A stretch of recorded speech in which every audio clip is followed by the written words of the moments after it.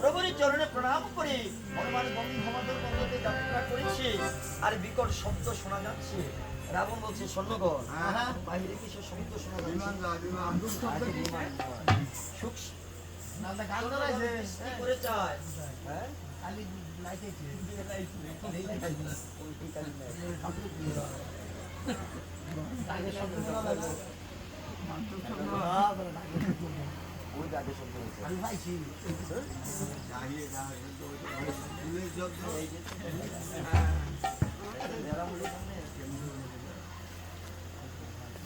সৈন্যগণের দৃষ্টি করেছে। পবন পুত্র হনুমান আকাশ পথে যাত্রা করেছে, তাই দেখতে পায়। আমি বুঝতে পেরেছি প্রভাতে বদি আছে রামনুজ লক্ষণ আগামী কল্পত্তর রাম কমল লোচন। আর এই যে হনুমান যাচ্ছে গন্ধমাদন পর্বতে, কিন্তু এই দুষ্টকে যে আমি নিধন করব, লঙ্কা ভুবন আমার একজন ক্ষণকালে চিন্তা করে মনে পড়েছে এখনো তোমার মাতুল কালনেমি জীবিত রয়েছে। আমি মাতুলকে পাঠাবো হনুমানকে নিধন করতে। কালনেমির বাড়িতে যে ডাক দিচ্ছে, মাতুল।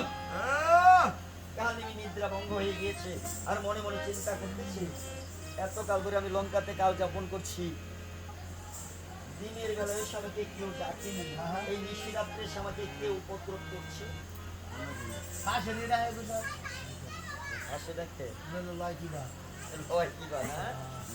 আছেন তো বড় সুখে, যেদিন আপনি সংসার যন্ত্রণার মধ্যে পড়বেন না, তাই না? দরজা খুলে দৃষ্টি করে যা ভাগিনা রাবণ এসেছে তাই দেখতে পায়। নিশিরাত্রে আমাকে উপদ্রব করছে বিষয় কি? এই মাতুল, লঙ্কায় করে খাচ্ছেন আর ঘুমাচ্ছেন, লঙ্কার কোন খোঁজ খবর দেখেছেন? প্রভাতে বদিয়াছি রামানুজ লক্ষণ আগামী কল্পত্তর রাম কমল লোচন। এখন আপনাকে যেতে হবে গন্ধমাদন পর্বতে। ঔষধের কারণ না, নিধন করতে হবে বীর পবননন্দন।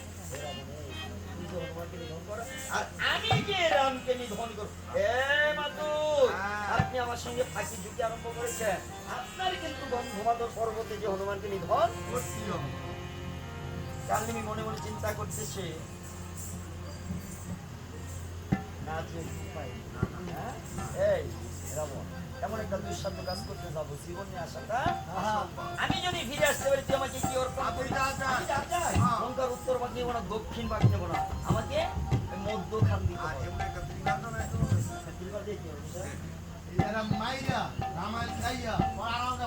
তাই নাকি?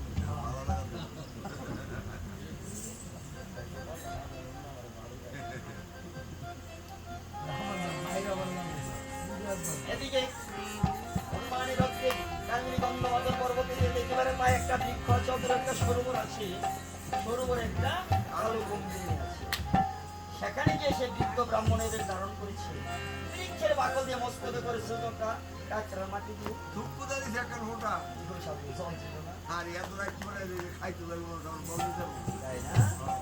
সম্মুখে চিন্তা হতে পারে, চক্ষু বাজিয়ে বসে বসে মালা জপতেছে। আর এদিকে হনুমান যাত্রা করেছে, ব্রাহ্মণকে সে কালনেমিকে দেখতে পেয়ে মনে মনে চিন্তা করছে, পথমধ্যে সন্ন্যাসী ব্রাহ্মণের সাক্ষাৎ হলে তিনিকে প্রণাম করতে হয়। প্রণাম গো সাউ কুকুর না, প্রণাম ঠাকুর।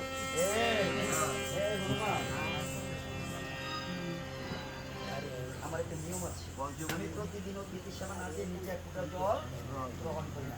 আজকে আমার কি হলো, একজন অতিথি আসেনি, অতিথি সেবা দিতে পারিনি, নিজে এক ফোঁটা জল।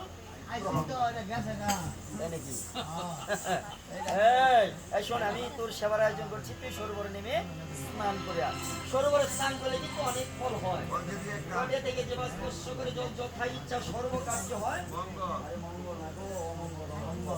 সরোবরে নেমে যাবা করে স্নান কার্য কমর হয় বলি। হনুমান মনে মনে চিন্তা করছে, এমন একটা পূর্ণ ব্রহ্মস্থান, এখানে স্নান না করে আমি যাব। লম্পদে হনুমান সরোবর নেমে জপের আমরতমণি পদে এসে ধরেছে, পদাঘাত করে শরীর আবার পদে এসে ধরে।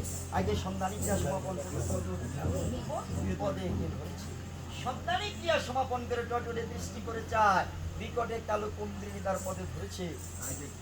আমি ব্যতীত যদি অন্য কাউকে ধরতো এতক্ষণে সেবা চাইতে যতটুকু যাবে। প্রধানজিৎ মস্তক উঠে এমন আচার দিয়েছে তার হাড়গোড় ভেঙে তার মধ্যে হতে একটা অপরূপা মূর্তি বের হয়ে আকাশ পথে যাত্রা করেছে। আর সঙ্গে সঙ্গে আকাশ হতে একটা মুস্মরণ এসেছে। যখন সে মুস্মরণ আরোহণে করেছে হনুমান থাপা দিয়ে ধরে বলতেছে, ও তুমি কার হও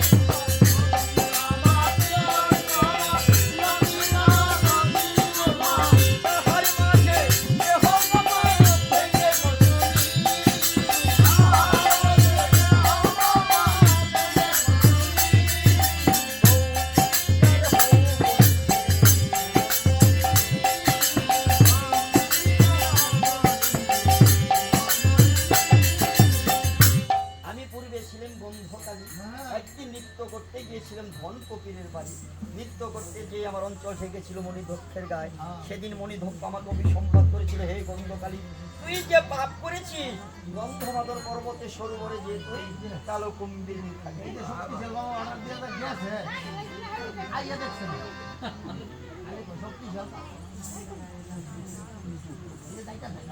আজ তোর পদের স্পর্শে মুক্তি পেয়ে আমি যেখানে দল সেখানে ফিরে যাচ্ছি। হনুমান, তুই করেছিস আমার হিত আর আমিও করে যাই তোর হিত।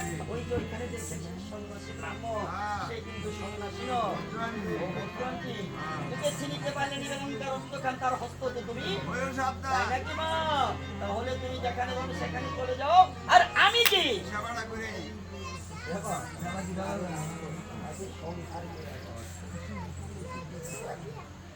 গন্ধকালী হনুমানের কথোপকথনে বিলম্ব।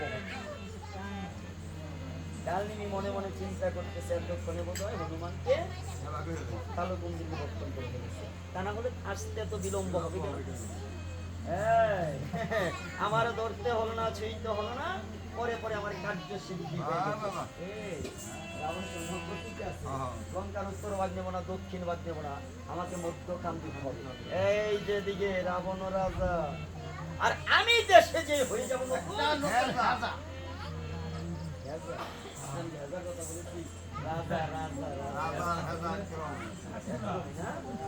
রাজার কে এই পোশাক ভালো বানাবো? কথা কন না কে রাজা ভালো বানাইবো?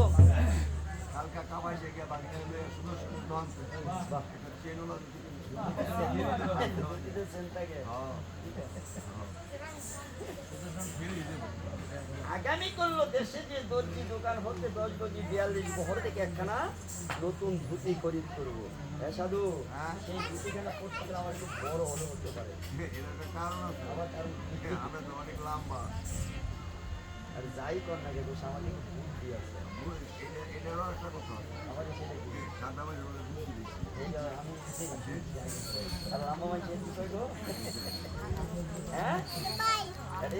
আমরা সব পদের মানুষ আপনারাই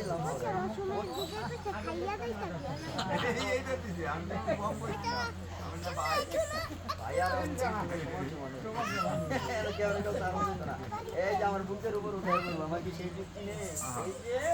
আমি যখন রাজকার্যে যাবো আমাকে দেখবার জন্য প্রজাগণ রাজা দেখার জন্য কি খড়িকুটে নিয়ে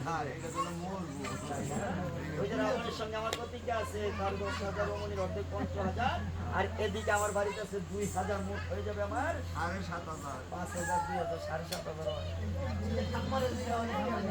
তাই না? সাত দুই কত হয়? হ্যাঁ বাবা তো আপনি যে বলেন 7.5 রানী বন্ধ ধরে খাইছিলেন চাইছি তো চাই। রানী বন্ধ ধরে এক লই বারো এক প্রায় 1200। ও হনুমান এসে মৃত্যু উপভোগ করতেছে। দেখতেছে। সাথী তো বলেছে, এই হনুমান হ্যাঁ এই আলু আলু এই তুই কথা বলছিস কেন? এই এই এই এই